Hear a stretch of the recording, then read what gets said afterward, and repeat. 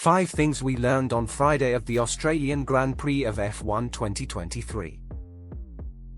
Welcome to Pit Lane News, where we bring you the latest news and analysis on the exciting world of Formula One racing. From Grand Prix to qualifying rounds, we've got you covered. Join us as we follow the world's best drivers and teams in the high-speed world of F1.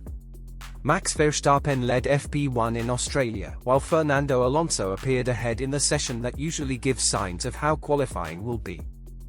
And it was all quite chaotic, as the rain decided to appear.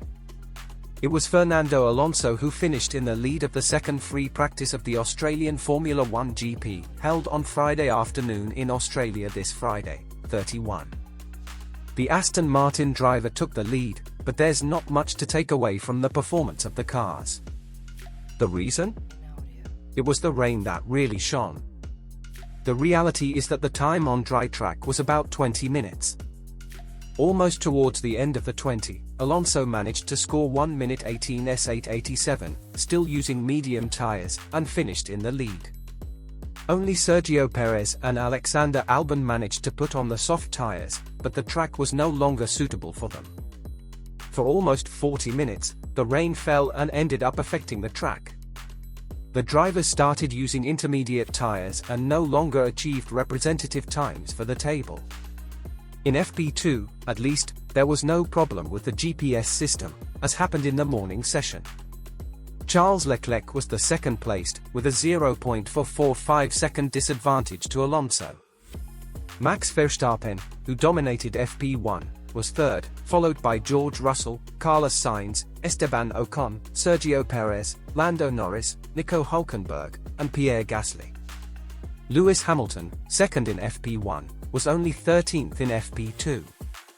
Given this scenario, the Pit Lane News channel points out 5 things we learned on Friday of the third round of the F1 2023 season in Australia. There's no point pretending the rain stole the show.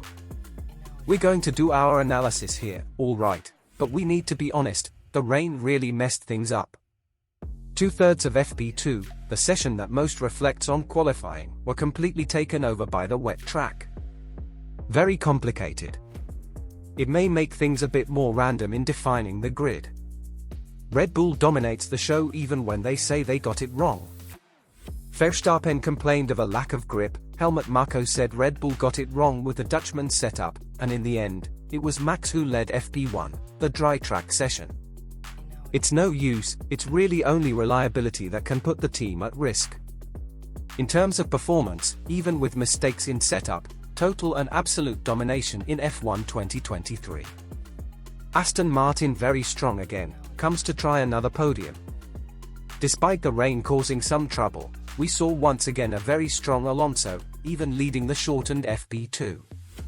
It's Aston Martin, once again, the team that appears closest to trying to end Red Bull's dominance.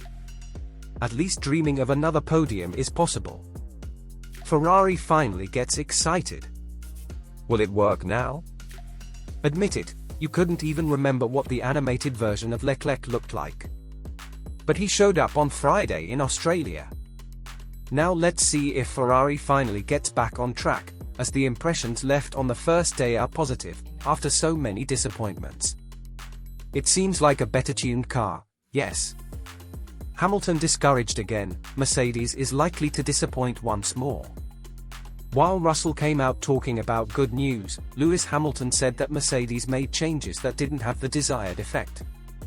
And, let's face it, the word is that only in Emilia-Romagna will the upgrades appear and the team's luck may change, right?